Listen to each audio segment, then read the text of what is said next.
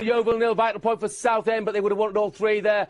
Eastbourne Borough beaten Forest Green by a goal to nil. Sheffield United reduced to 10, but it has finished 0-0 and it's all over, I believe, at the Stadium of Light. And a body blow for goals for the season. 7 in his last 4 home games, and it could have been 4 more. Bournemouth have beaten Bradford by a goal to nil, stay top 3. Middlesbrough and Crystal Palace have drawn 1 apiece. Point for Palace, probably not good enough to take them out of the relegation places. Cheltenham have beaten Lincoln by a goal to nil. Bad news for Grimsby, who dropped 7 points behind Cheltenham in the race for survival. Gateshead 2, Cambridge 0, Macclesfield 1. Aldershot 1. There's been another goal at Portman Road where Ipswich were leading Reading by 2 goals to 1. Let's see who's got this one. Could be a grandstand finish. Stuart Terrell. No, it's a goal. It's a goal for Reading, and it's scored direct from a free kick by Gylfi Sigurdsson, if you can hear me, just from the corner of the box. It's only a consolation. We've had 90 minutes on the clock. Ipswich 2, Reading 1. Football can be a cruel, cruel game. You might have guessed there has been a goal, and I'll tell you what, Arsene Wenger doesn't look like John Cleese anymore, because John Cleese doesn't beam as broadly as this, Phil Thompson. It's a goal for Arsenal. There's a cross on the right-hand side, and you're right, Jeff. It didn't come from Theo Walcott. Back in his Sanya, plays the ball in, diving header by the substitute Nicholas Bentner, and it's 1-0 for Arsenal. You're right. What can be so cruel? Bentner's 10th of the season. He's got 7 in his last 9. And as it stands now, Arsenal 3 points behind Chelsea at the top of the table, 1 point behind Manchester United. It is all absolutely up for grabs, but cruel on Mick McCarthy's side. Carl Henry sent off very harshly indeed. Torquay have beaten Shrewsbury by 2 goals to 1. That's more bad news for Grimsby down at the bottom of the table. The leaders in that division, League 2. Rochdale beaten at Chesterfield by 2 goals to Hereford have beaten Barnet by 2 goals to 1. Huddersfield are in the playoff places now in League 1. They've beaten Wycombe by 2 goals to 1. Colchester slipped down to 7th place. Let's go straight back to the game between Peterborough and Newcastle United. Paul Walsh. Well, just a bit of a Gutierrez dive and pulled back where Rowe, the midfield player, Jeff, and pulled him down. That was what all the fracas was about and the noise. Newcastle comfortable, to be honest. Peterborough in the last minute, I can't see them getting anything from this game. 3-2. Plymouth moved within a couple of points of safety as it stands at the moment. A 2-1 win at Doncaster. Tremendous for them. There's another chance to kill things off at the Emirates. Phil. Danielson could have finished it. It was 4 against 1 for Arsenal. It's counter-attack here for Wolverhampton. Zubar's got the ball. He's... Oh, no, what are you doing? Trying to shoot from 30 yards. Past the ball line. Anyway, the 4v1, and Walcott pull the ball back. There's the final whistle. Arsenal have won 1-0. Unbelievable finish. Well, Arsene Wenger, sigh of relief. Mick McCarthy will be seething. I'll tell you that right now about the red card. But Nicholas Bentner, super sub, he's come off the bench, his 10th goal of the season. They've won by a goal to 0. They closed to within 3 points at the top of the Premier League. The Arsenal fans who've been so edgy and so nervous and so disappointed for most of this game. It was after the Lord Mayor's show, no doubt about that, against 10-man Wolves. But they've snatched it. They've snatched it at the death. And how important can that be when they come to tot up the points at the end of the season? Preston and Watford have drawn 1-1. It's all over as well.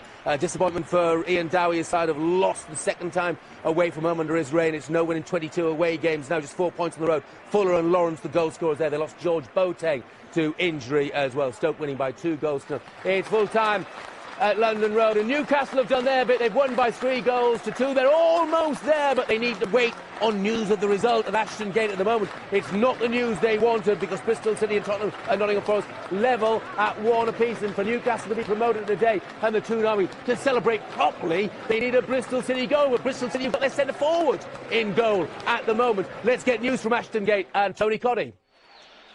Well, it might be a centre-forward in goal, Jeff. He's had nothing to do apart from taking a free kick, Meyerhofer. We're still playing, Jeff. There's about a minute left. Bristol City pushing forward, trying to get that goal.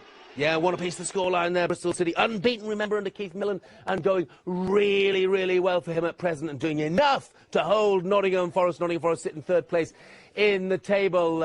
Elsewhere, 1 or 2 other scores to tell you about that have slipped through on the video printer there. Coventry 0, Derby 1. That's a terrific win away from home from Derby. Eases their problems on the road. Leyton Orient 1, Hartlepool 3. Hartlepool leapfrog Leyton Orient in the table. Rotherham 1, Port Vale 2. Not absolutely impossible that Port Vale could yet creep into the playoff places. Good away win for them. They've won more away from home than they have at home, but a blow for Rotherham who started the day in 4th place in the table. They lost 5 of their last 8 games. It's hardly promotion form, and it looks like it's going to be a scramble right to the last in that division for those sides in the playoff places, and possibly for those in the top 3. The Rochdale still look comfortable there. Notts County are looking comfortable as well. And Bournemouth in 3rd have won today. They've beaten Bradford by a goal to 0, and Ipswich have hung on. They've beaten Reading by 2 goals to 1, so Reading's good run is over. It's all over at Ashton Gate, and Newcastle have to wait a little longer because it has finished. Bristol City 1, Nottingham Forest 1, and what that means, of course, is that Newcastle United and their fans at London Road in Peterborough will have to wait just a little longer to celebrate promotion back to the Premier League.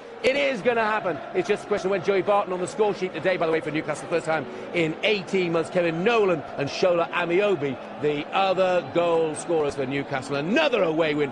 What a season it's been, and it's just a case of putting the final touches to it now, and they will be up. They're probably just 90 minutes away from the Premier League. It has been quite a day, hasn't it? Top and bottom of the Premier League and top and bottom of the Championship. In fact, all through the divisions. The most exciting time of the season for me, that's for sure. Here's a classified check with Alan Lambourn. The Barclays Premier League. Arsenal 1, Wolverhampton Wanderers 0. Bolton Wanderers 0, Aston Villa 1. Burnley and Manchester City, a 5:30 kick-off. Manchester United 1, Chelsea 2. Portsmouth 0, Blackburn Rovers 0. Stoke City 2, Hull City 0. Sunderland 3, Tottenham Hotspur 1. The Coca-Cola Championship. Bristol City 1, Nottingham Forest 1. Cardiff City and Swansea City, 5:20 kick-off. Coventry City 0, Derby County 1. Doncaster Rovers 1, Plymouth Argyle 2. Ipswich Town 2, Reading 1. Middlesbrough 1, Crystal Palace 1. Peterborough United 2, Newcastle United 3. Preston North End 1, Watford 1. Queen's Park Rangers 1, Sheffield Wednesday 1. Sheffield United 0, Barnsley 0. Coca-Cola League 1. Leeds United 0, Swindon Town 3. Leyton Orient 1, Hartlepool United 3. Milton Keynes Dons 0, Charlton Athletic 1. Oldham Athletic 1, Gillingham 0. Southend United 0, Yeovil Town 0. Stockport County 1, Walsall 1. Wycombe Wanderers 1, Huddersfield Town 2. Coca-Cola League 2. Bournemouth 1, Bradford City 0. Burton Albion 1, Darlington 2. Cheltenham Town 1, Lincoln City 0. Chesterfield 2, Rochdale 0. Dagenham and Redbridge 3, Accrington Stanley 1. Hereford United 2, Barnet 1. Macclesfield Town 1, Aldershot Town 1. Notts County 5, Bury 0. Rotherham United 1, Port Vale 2. Torquay United 2, Shrewsbury Town 1. The Blue Square Premier League. Altrincham 3, Kidderminster Harriers 2.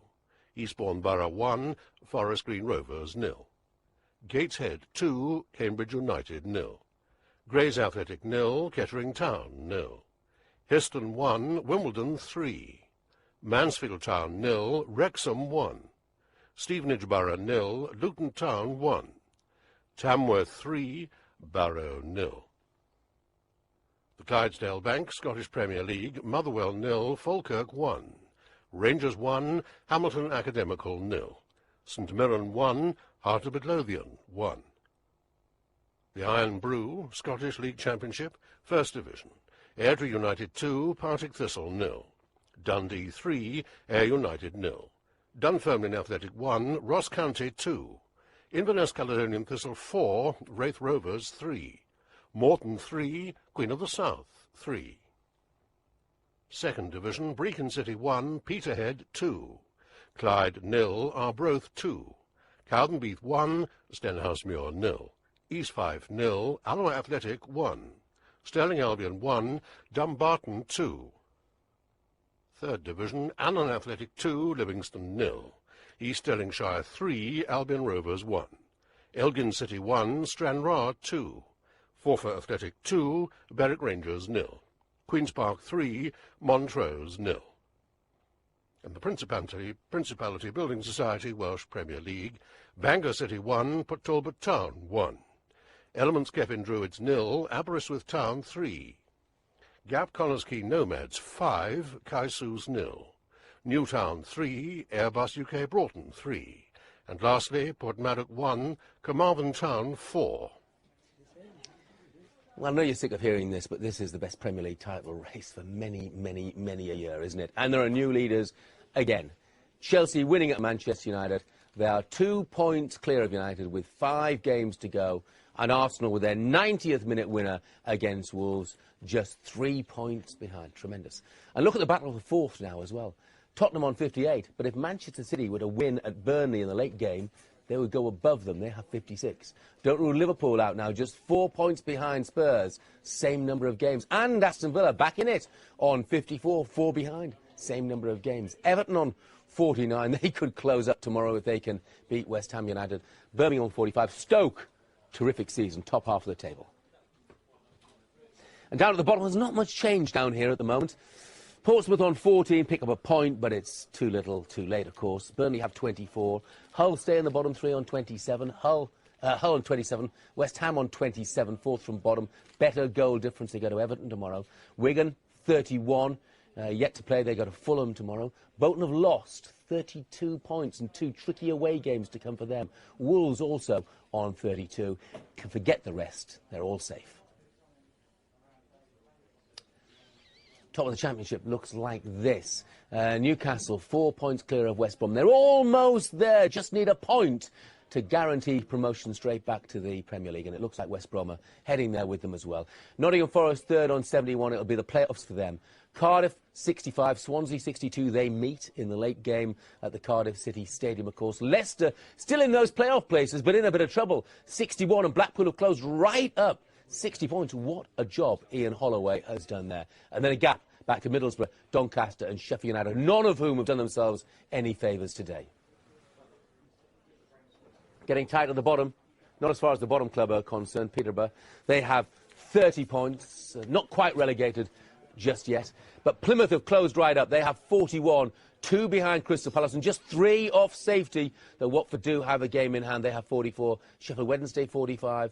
Scunthorpe 47. QPR 48. Not quite safe yet. You say all the sides above them probably are.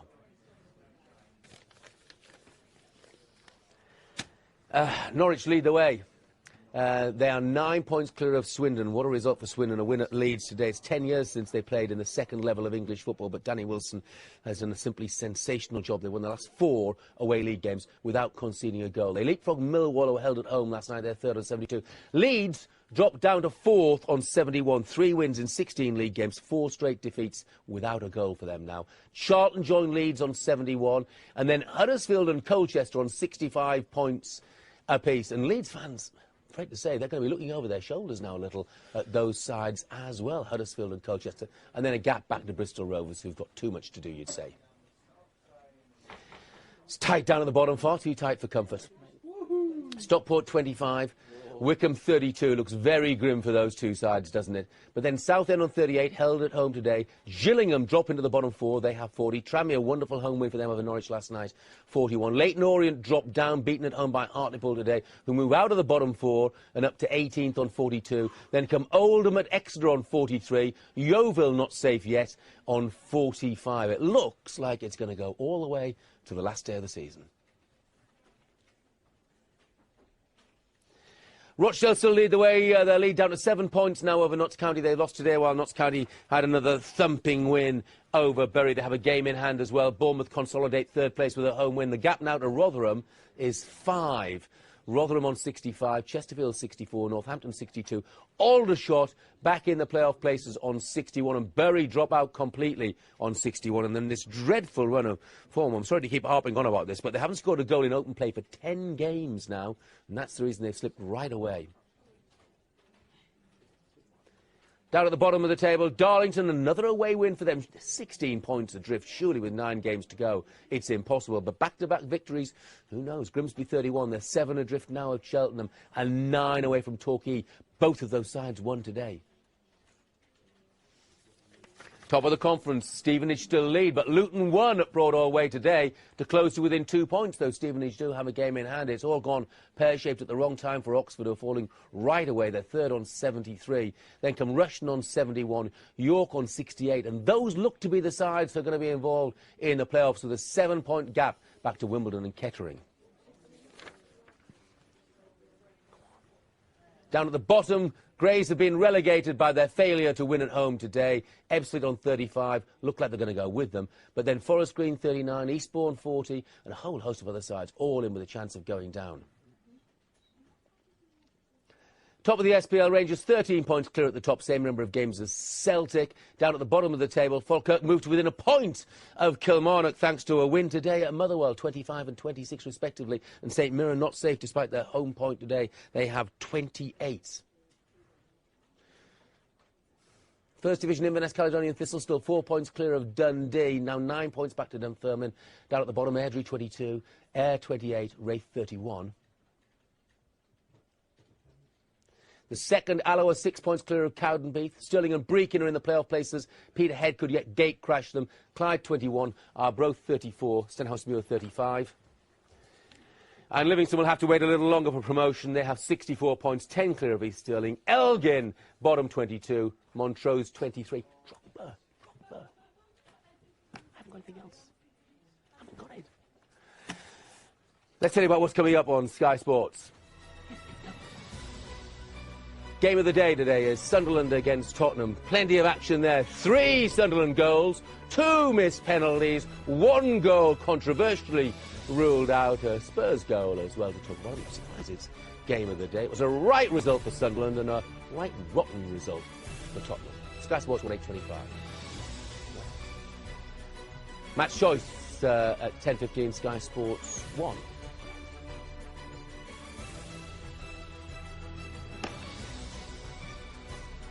Coming up shortly, a choice of viewing. What a game we have for the Cardiff City Stadium for you.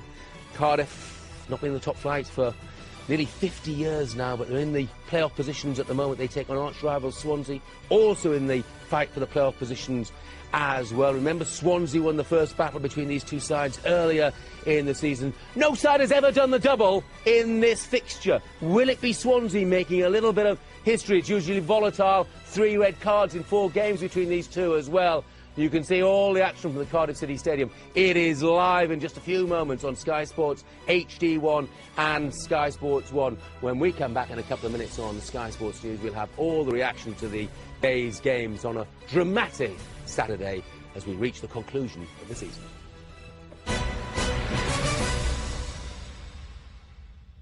Gillette, before, during and after the shave.